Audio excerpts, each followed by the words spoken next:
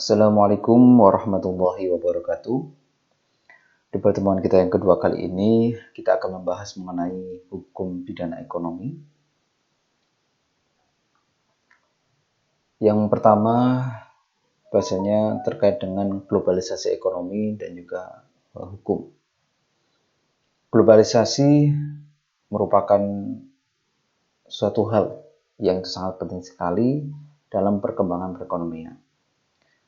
Yang pertama yang menjadi indikasi masalah globalisasi ekonomi ini adalah meningkatnya aliran dana investasi. Disusul kemudian dengan meningkatnya peredaran uang dan modal, sehingga menciptakan alih teknologi.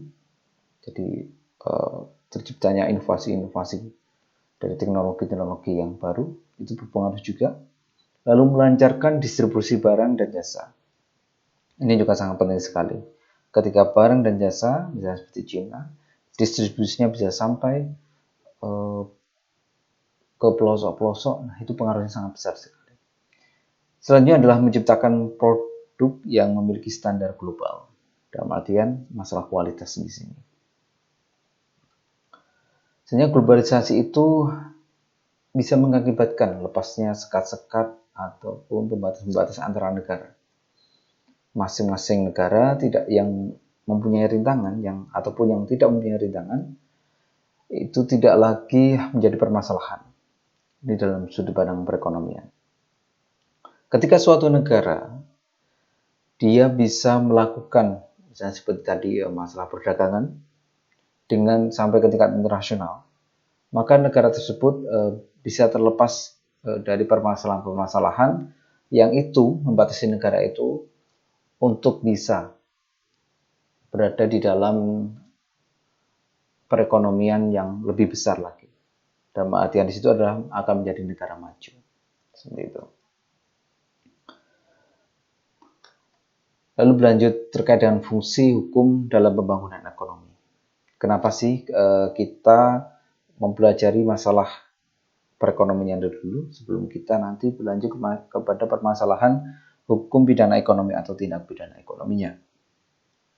Karena ini akan menjadi dasar bahasanya kita mengetahui pengaruh dari perekonomian yang akan kita kaji lagi dengan menggunakan hukum pidana itu seperti apa. Nah, ini salah satu fungsinya seperti ini, fungsi hukum dalam pembangunan perekonomian. Yang pertama adalah hukum sebagai pemelihara ketertiban dan keamanan. Itu pasti. Dimana ketika ada perekonomian, di situ pasti ada transaksi. Di situ pasti ada permasalahan-permasalahan yang berkaitan dengan perekonomian. Maka bagaimana supaya ekonomi ini, supaya roda perekonomian ini tetap berjalan, bahkan ke tingkat internasional. Maka diperlukanlah aturan-aturan supaya kegiatan ekonomi ini bisa berjalan dengan baik, dengan rasa aman, dan semuanya terlindungi hak-haknya. Gitu. Kewajibannya tentu juga akan didapat oleh setiap orang sebagai pelaku ekonomi. Entah itu orang secara pribadi ataupun secara yang lebih besar, dalam skala yang besar. Seperti itu. Maka diperlukanlah hukum sebagai suatu pemeliharaan perekonomian. Nah, ini akan membangkitkan suatu negara menjadi negara maju, negara berkembang itu dari seperti ini. Ketika negara tidak mampu menjadikan hukum sebagai panglima yang menaungi perekonomian, maka kondisi perekonomian akan carut marut. Nah, ini tidak akan sehat dalam masalah-masalah perekonomian misalnya di Indonesia ataupun di negara-negara lainnya. Selanjutnya, hukum sebagai sarana pembaharuan. Ini pasti. Jadi, hukum bersifat dinamis. Ketika ada permasalahan yang berkaitan dengan ekonomi, dalam segala macam hal, gitu ya, dalam segala macam hal, maka hukum bisa menjadi pendampingnya, bisa mengawalnya. Nanti akan menyesuaikan dengan permasalahan-permasalahan ekonomi yang timbul di dalam masyarakat ataupun di dalam negara. Ini akan menyesuaikan. Terkait dengan hukum, kita tentunya sudah tahu bahasanya hukum itu juga memiliki tingkatan-tingkatan. Ketika kita berada dalam perekonomian nasional, itu akan berbeda sekali peraturan hukum ataupun ketentuan-ketentuannya, prinsip-prinsipnya ketika kita berada di dalam dunia internasional atau misalnya dalam perekonomian internasional. Nah, inilah sarana hukum sebagai sarana pembaharuan letaknya di situ. Selanjutnya adalah hukum sebagai penegak keadilan. Ketika ada permasalahan-permasalahan juga di dalam perekonomian ataupun sengketa, ataupun ketika misalnya ada seseorang yang melakukan transaksi dan dia ditipu misalnya, maka hukum akan menjadi sebagai pemegang keadilan, akan menjadi akan menjadi panglima.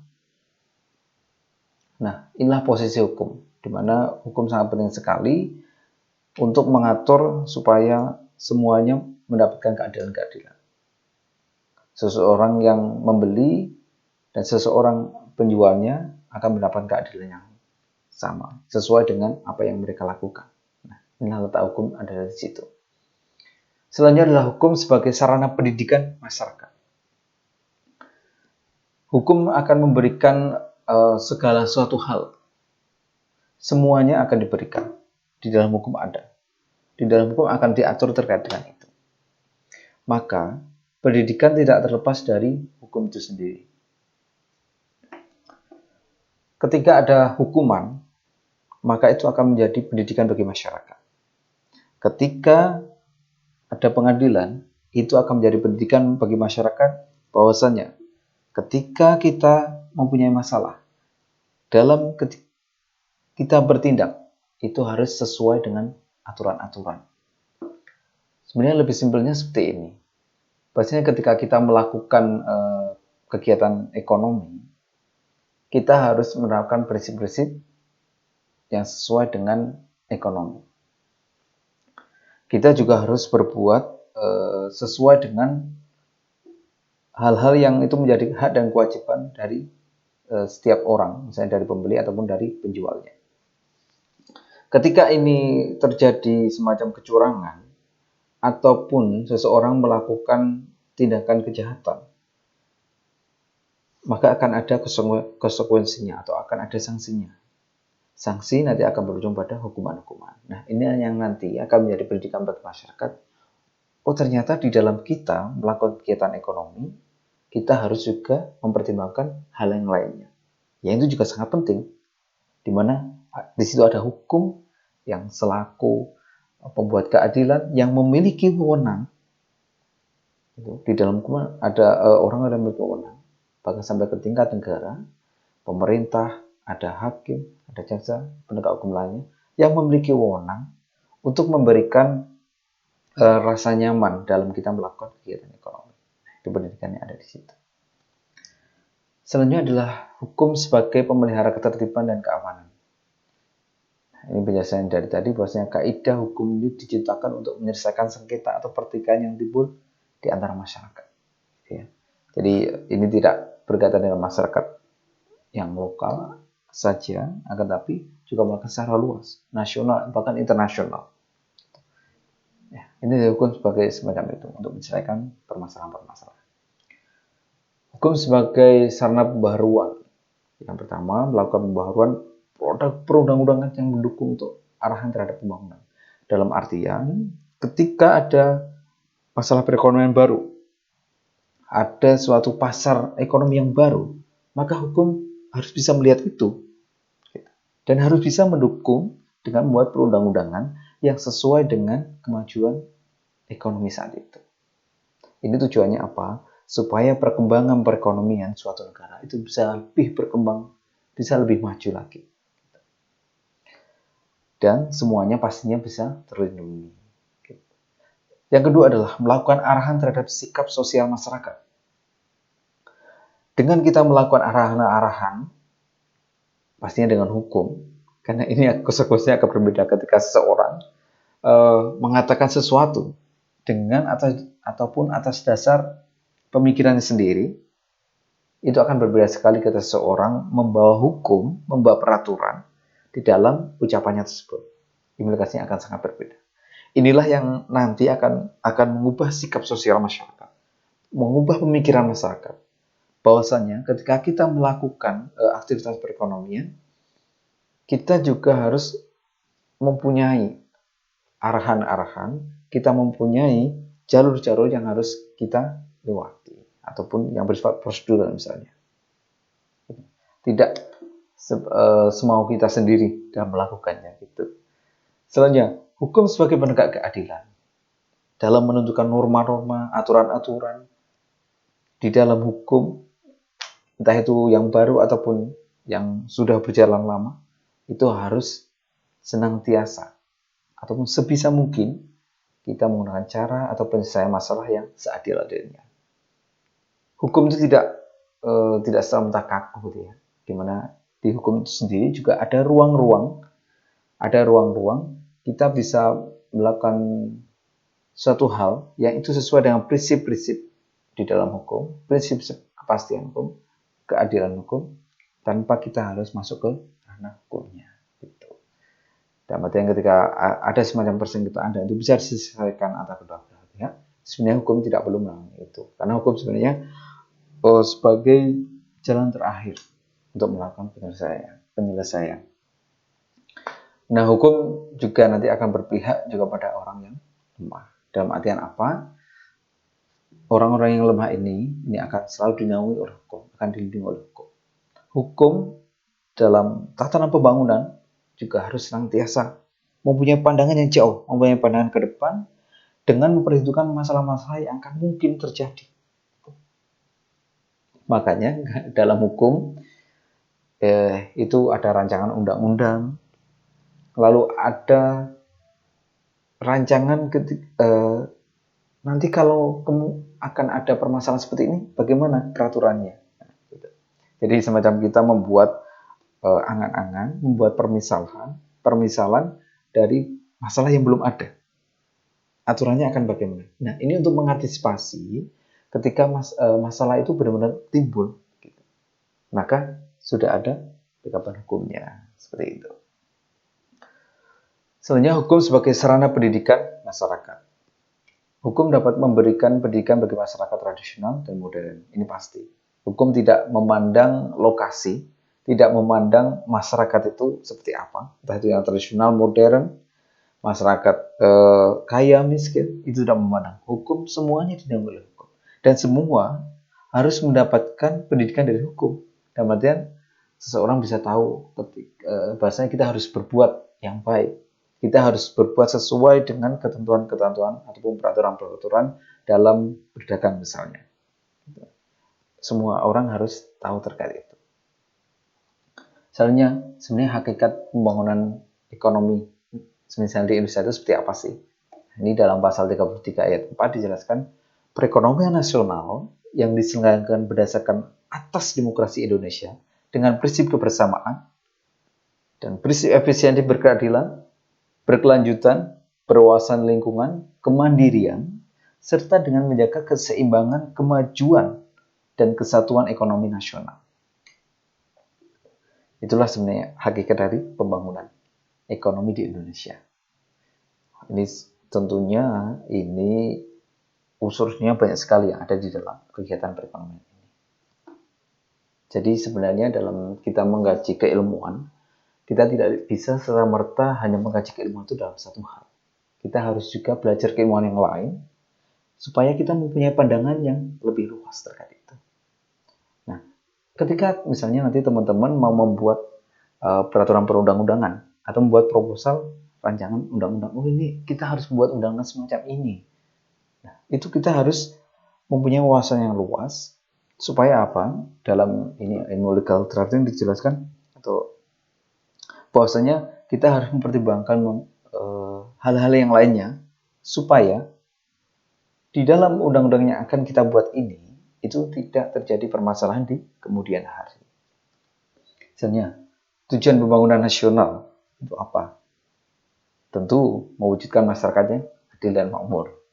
Ini dari zaman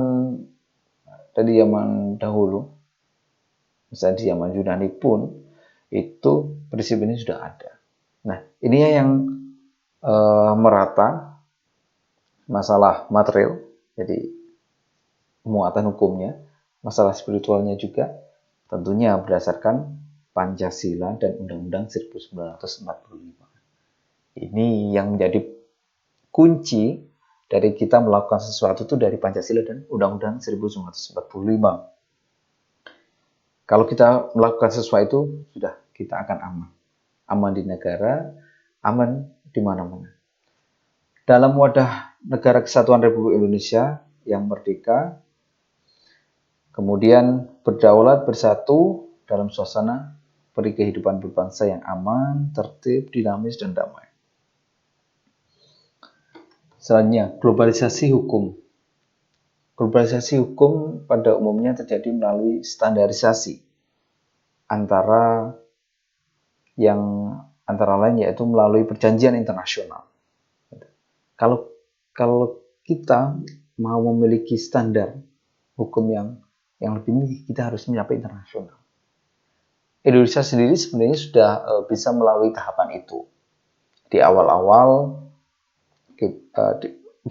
ini ya, pemerintahan kita sudah mulai masuk ke dunia internasional melalui PBB saat itu. Lalu perdagangan kita dan nama kita, maksudnya Indonesia itu sebenarnya sudah dikenal di masyarakat internasional.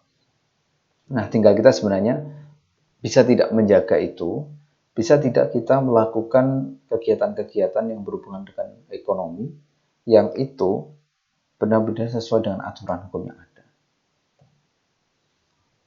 Selanjutnya, kan misalnya menentukan beberapa ketentuan yang harus dipenuhi oleh negara anggota yang berkaitan dengan penanaman modal, atau HKI, atau prinsip non-diskriminasi, yang kemudian dibuat substansi peraturan nasional negara. Nah, dalam era global, negara melakukan harmonisasi terhadap hukum di negara agar, atau tujuannya, supaya mengakomodir transaksi bisnis yang bersifat global. Nah, ini sangat penting sekali ya, adanya harmonisasi.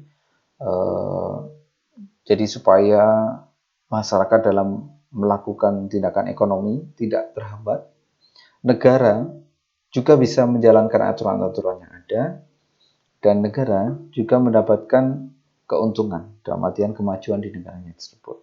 Nah, itulah makanya negara harusnya mendukung kegiatan-kegiatan perekonomian yang bersifat internasional, misalnya seperti ekspor dan lain-lain. Walaupun biayanya memang tinggi gitu ya, biaya tinggi. Jadi kalau kita mau maju, kita jangan mengandalkan barang-barang impor gitu ya. Kita harus bisa membuat produksi, membuat sesuatu hal yang baru untuk kita jual, di mana kita mengekspor. Nah, itu harus kita terus kembangkan sebenarnya masalah-masalah itu. Dan negara juga harus mendukung itu. Harmonisasi hukum inilah yang nantinya akan menjadikan kegiatan perekonomian dan semua hal itu bisa berjalan semestinya.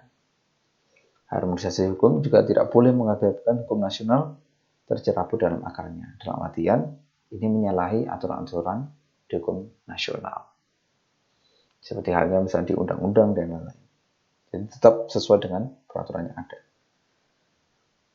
Nah, coba nanti teman-teman diskusikan mengenai hal ini. Misalnya terkait dengan Indonesia dan perdagangan bebas.